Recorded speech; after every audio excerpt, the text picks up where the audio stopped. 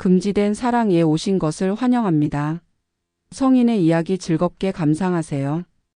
구독과 좋아요 부탁드립니다. 바로 시작하겠습니다.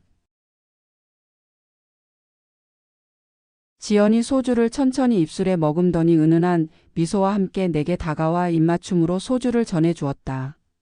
그 순간 모든 것이 끝이라는 것을 알았다. 그녀가 내 무릎 위에 앉은 그 찰나부터 서서히 몸의 중심이 달아오르기 시작했고 이성이라는 마지막 보루마저 툭하고 작은 소리와 함께 완전히 무너져 버렸다. 그때의 아내에게는 결코 고백할 수 없는 수많은 일들이 그날 밤 일어났다. 지금도 가끔 어제 일처럼 생생하게 떠올라 온몸이 뜨거워지곤 한다. 마음 깊은 곳에서는 어딘가에서 다시 한번 그런 일이 있기를 은밀히 바라는 나도 있다. 나는 정재욱 32세의 평범한 직장인이자 기혼자다. 이것은 내가 아내와 처음 사귀기 시작했던 시절부터 약혼을 하기까지의 이야기다. 아내와의 만남은 회사 동료가 주선한 소개팅에서 시작되었다. 아내는 특별히 미인이라고 할 순 없었지만 작고 귀여운 미소가 매력적인 여성이었고 그런 모습에 반해 내가 먼저 적극적으로 다가가 사귀게 되었다. 아내의 밝고 친근한 성격 덕분인지 주변에는 예쁜 친구들이 유독 많았다. 어느 화창한 휴일 아내와 둘이서 강남을 산책하고 있을 때 우연히 아내의 친구들과 마주쳤다. 그리고 그 순간 그곳에 서지연이 있었다. 지연은 그 친구들 사이에서도 단연 돋보이는 아름다움을 지녔다. 키가 크고 모델처럼 균형 잡힌 몸매를 가졌으며 가슴까지 내려오는 긴 머리카락은 어깨 부근에서 자연스럽게 웨이브가 져서 바람에 날릴 때마다 은은한 매력을 풍겼다. 민소매 블라우스의 소매 사이로 드러난 하얀 팔뚝은 마치 비단처럼 부드러워 보였고 얇은 니트 원단은 그녀의 아름다운 실루엣을 은근하면서도 매혹적으로 드러냈다. 짧은 원피스 아래로 드러난 하얗고 가느다란 다리는 솔직히 말해서 완벽 그 자체였고 보는 이의 시선을 사로잡기에 충분했다. 갑작스럽게 나타난 이 미녀의 존재감에 압도되어 눈도 제대로 마주치지 못하고 있을 때 지연이 먼저 상냥하게 인사를 건넸다. 처음 뵙겠습니다, 재욱 오빠. 언니가 보여준 사진보다 훨씬 더 잘생기셨네요. 그녀의 장난스러우면서도 매혹적인 미소에 순간 가슴이 크게 두근거렸다. 그녀는 분명 남자를 자연스럽게 다루는 타입인 것 같았다. 그녀의 모든 몸짓과 행동 하나하나가 마치 나를 유혹하는 것처럼 느껴졌다. 결혼을 앞둔 나로서는 아내 외의 다른 여성과 교류할 기회가 거의 없었기에 지연과의 이 우연한 만남은 너무나도 강렬하고 자극적이어서 깊이 기억에 남았다. 그 자극적인 첫 만남 이후 얼마 지나지 않은 어느 날 아내와 명동에서 점심을 먹고 있었다. 곧 관람하게 될 영화에 대해 이야기를 나누던 중에 아내가 문득 생각난 듯 말을 꺼냈다. 회사에서 두산 베어스 경기 티켓을 받았는데 같이 갈래? 평소 야구를 좋아하던 나는 망설임 없이 즉시 승낙했다. 지연이도 같이 올 거야. 잘 부탁해. 지연? 저번에 만났던 그 모델처럼 예쁜 친구 말이야. 그때는 잠깐이었는데 기억 못하는 줄 알았네. 아내는 그렇게 말했지만 그토록 인상적이었던 미인을 잊을 리가 없었다. 나는 내면의 동요를 들키지 않으려 최대한 무심한 듯 대답했다. 지연이도 재욱 오빠처럼 야구를 무척 좋아한대. 아내의 이 뜻밖의 깜짝 선물에 나는 속으로 환호성을 질렀다. 이것도 어떤 운명의 장난일까? 나는 이런저런 상상에 빠져. 이후 아내와 함께 본 영화의 내용이 전혀 머릿속에 들어오지 않았다. 드디어 야구 경기가 있는 날이 되었고 우리는 잠실 야구장 근처 지하철역 출구에서 만나기로 약속했다. 아내와 나는 먼저 도착해서 지연을 기다렸다. 경기가 있는 날이라 역은 인파로 북적거렸고 수많은 사람들 사이에서 지연을 찾는 것은 쉽지 않아 보였다. 저기 봐, 저기 있어. 그때 주변의 평범한 군중들 사이에서 한눈에 띄는 아름다운 여성이 멀리서 모습을 드러냈다. 두산 베어스 모자를 살짝 비스듬히 쓴 모습이 귀여웠고 긴 갈색 머리카락은 얇은 니트 위로 부드럽게 흘러내려 우아한 실루엣을 더욱 돋보이게 했다. 청반 바지에서 드러난 다리는 하얗고 가늘면서도 유연해 보여 시선을 사로잡았다. 틀림없는 지연이었다. 짧은 시간 동안 수많은 사람을 스쳐 지나갔지만 그녀는 그 모든 이들 사이에서 단연 돋보였다. 지하철이 너무 붐벼서 정말 놀랐어요. 눈을 동그랗게 뜬 채 말하는 지연의 모습이 사랑스러웠다. 오늘 당신을 만나서 더 놀랐다는 마음속 고백을 꾹 누르며 침묵했다. 오늘 하루 잘 부탁드립니다. 지연은 우아한 동작으로 모자를 벗으며 인사했고 그 순간 그녀의 머리카락에서 은은하게 퍼지는 달콤한 향기가 내 마음을 설레게 했다. 구장에 들어가 자리에 앉아 한동안 셋이서 야구 경기를 즐겼다. 잠시 후 아내가 화장실에 가면서 나는 지연과 단둘이 있는 상황이 되었다. 재욱 오빠 저번에 만났던 거 기억하고 계신가요? 지연이 살짝 몸을 기울이며 은근한 목소리로 말을 걸어왔다. 그녀의 목소리에는 어딘가 모르게 여성스러움이 있으면서도 동시에 귀여운 애교가 묻어났다. 지연은 자신이 두산 베어스 야구팀의 열렬한 팬이라며 내 모자를 유심히 바라보았다. 어렸을 때부터 계속 이 팀의 팬이었어요. 모든 경기를 놓치지 않고 보려고 했죠. 나는 최대한 감정을 억누르며 사무적으로 대답했다. 저도 그렇습니다. 어떤 선수의 팬이신가요?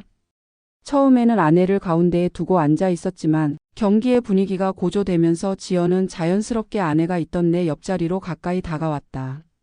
지연과는 그 후 응원하는 팀의 역사와 주요 선수들에 대해 깊이 있는 이야기를 나누었다.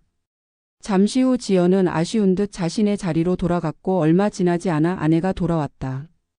지연과 즐겁게 이야기 나누는 것 같던데? 아내가 어디서부터 지켜보고 있었던 걸까? 나는 최대한 담담한 목소리로 응원하는 팀 얘기였어. 라고 대답했다. 그 후로도 경기 중에는 아내와 이야기를 나누면서도 자꾸만 지연을 흘깃거리게 되었다. 지연은 옆모습도 너무나 아름다웠고 가끔 눈이 마주치면 수줍은 듯 미소를 지어주었다. 나는 이미 완전히 지연의 매력에 매료된 상태였다. 우리가 응원하는 팀이 극적인 역전승으로 대승을 거두었고 우리 셋은 서로 하이파이브를 하며 승리의 기쁨을 나누었다. 며칠이 지난 후 심심한데? 라는 지연의 짧지만 의미심장한 메시지가 도착했다. 아내는 자주 나에게 그 메시지를 보여주었다. 취업 준비도 끝나고 남자친구도 없는 지연은 정말 심심했던 모양이다. 그 후로 우리는 데이트에 지연을 자주 초대하게 되었다. 셋이서 함께 보내는 시간이 많아지면서 우리는 매우 친밀해졌고 심지어 지연의 집에서 저녁 식사를 하는 사이가 되었다. 나와 지연의 아버지는 같은 업계에서 일하고 있었고 야구를 좋아한다는 공통점이 있어서 대화가 무척 잘 통했고 자연스럽게 소주잔도 기울이게 되었다. 어느 날 우리 셋은 서울 시내의 유명한 박물관에 갔다. 기간 한정으로 열리는 특별 전시회가 있어서 꼭 가보고 싶었기에 아내에게 연락했다. 아내의 집에서 가까운 박물관이어서 그곳에서 만나기로 했다. 손을 흔드는 아내의 옆에서 갑자기 지연이 튀어나왔다. 어제 우리 집에 묵었어요. 아내는 지연을 데려와서 미안하다는 듯한 표정을 지었다. 아내와는 서로 바쁜 일 때문에 한 달 정도 제대로 만나지 못했고 오랜만에 둘만의 시간을 망쳤다고 생각했나 보다. 하지만 나는 오히려 지연을 데려와줘서 고마웠다고 속으로 생각했다. 우리 셋은 각자 관심 있는 전시물이 달라서 따로 관람하기로 했다. 그럼 연락처 교환해요. 헤어져도 괜찮도록. 지연의 자연스러운 제안으로 내 휴대폰에 그녀의 연락처가 저장되었다. 하지만 결국 연락을 주고받지 않고도 자연스럽게 다시 모이게 되었다. 식사를 마치고 나는 귀가 방향이 달라 둘과 헤어지려 했다. 다음엔 언제 만나요? 그 순간 시간이 멈춘 것처럼 느껴질 정도로 가슴이 크게 두근거렸다. 아내가 늘 하던 말을 지연이 먼저 해버린 것이다. 야, 지연아, 장난치지 마. 아내가 장난스럽게 그녀의 머리를 때리며 말했다. 죄송해요. 지연은 장난기 가득한 표정으로 혀를 내밀며 아내에게 사과했다. 이번에 셋이서 어디 펜션 가지 않을래요? 지연의 뜻밖의 제안에 우리는 곧바로 동의했고 그날 우리는 설레는 마음으로 차를 타고 강원도의 아름다운 펜션을 향해 출발했다. 여러 목적지 중에서 자연을 만끽하고 싶다는 여자들의 의견으로 펜션으로 최종 결정되었다. 가는 길은 즐거운 이야기와 웃음소리로 가득했다. 펜션에 도착한 것은 늦은 오후였다. 셋이서 바베큐 파티를 준비했는데 요리를 위해 머리를 높이 묶은 지연의 하얀 목덜미가 자꾸만 시선을 사로잡았다. 밤이 깊어지자 실내에서 술을 마시며 보드게임을 즐겼다. 시끌벅적하게 게임을 즐기다가 술에 약한 아내가 먼저 잠들어 버렸다. 아내를 조심스럽게 거실 소파로 옮기고 잠자리를 준비하려는데 지연이 달콤한 목소리로 말을 걸어왔다. 아직 더 마시고 싶은데 좀 더 같이 있어 주세요. 나도 더 마시고 싶은 마음이 들어 승낙했다. 그리고 지연과 나는 술을 마시며 서로의 이야기를 나누었다. 오랫동안 동경해왔던 지연과 둘이서 술을 마시고 있다는 사실에 치기 때문인지 나는 황홀한 감정에 빠져들었다. 그때 갑자기 지연이 신비로운 눈빛으로 말했다. 제가 사실 사주를 아주 잘 보거든요. 재욱 오빠의 운명을 한번 봐드릴까? 치기가 오른 나는 망설임 없이 지연에게 손바닥을 내밀었다. 좀 더 가까이 와보세요. 지연은 우아한 몸짓으로 내 옆자리로 다가왔고 그 순간 우리의 거리는 지금까지 중 가장 가까워졌다. 그녀는 섬세한 손끝으로 내 손금을 따라가며 직장 운이 어떻고 미래가 어떻다는 등의 이야기를 속삭이듯 들려주었다.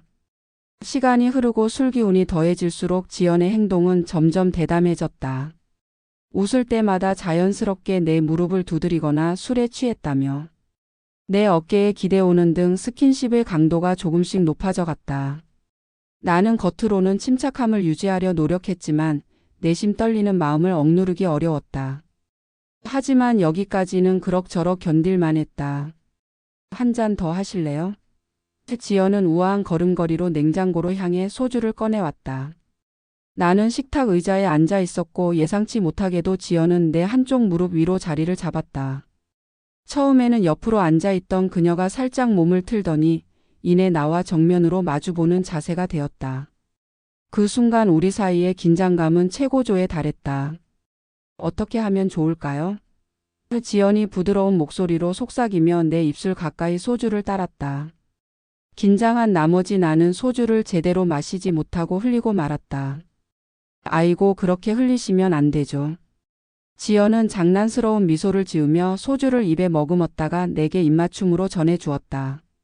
그 순간 나는 모든 것이 끝났다는 것을 직감했다. 그녀가 내 무릎 위에 앉은 그 찰나부터 서서히 달아오르기 시작했던 몸의 중심이 이제는 이성이라는 마지막 보루마저 툭하고 작은 소리와 함께 완전히 무너뜨렸다.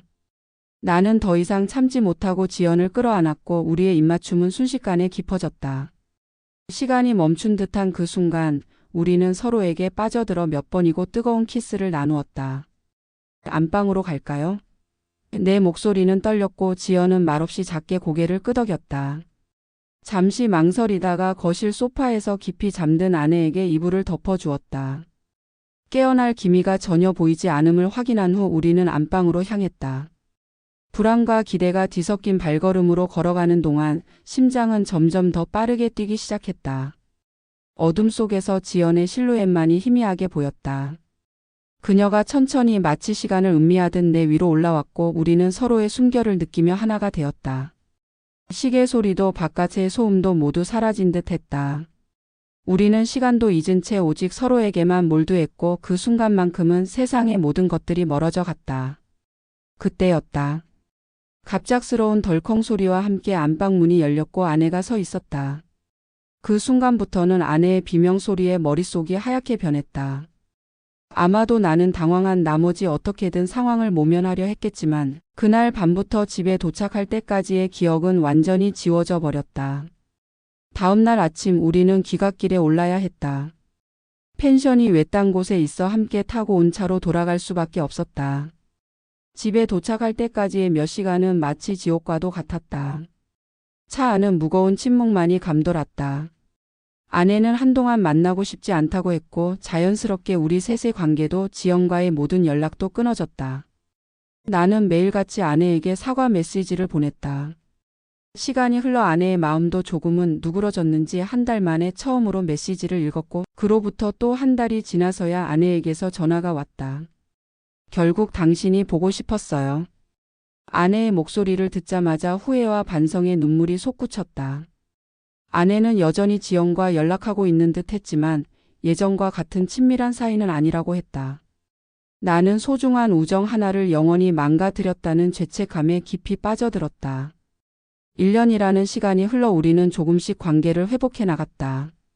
약혼식도 무사히 치르고 신혼집에서 동거를 시작했다. 결혼식 준비로 바쁜 나날을 보내면서도 우리는 서로를 위한 건강하고 충실한 시간을 보냈다. 아내는 일을 즐기는 듯했고 아이가 생기기 전까지는 계속 일하고 싶다고 했다. 그동안 열심히 돈을 모아 아파트를 마련하거나 미래를 위해 저축하자는 계획을 세웠다. 하지만 평화로운 일상 속에 또 다른 변화의 바람이 불어왔다. 어느 저녁 식사 시간 갑자기 내 휴대폰이 진동했다. 발신자를 확인하자 지연이었다.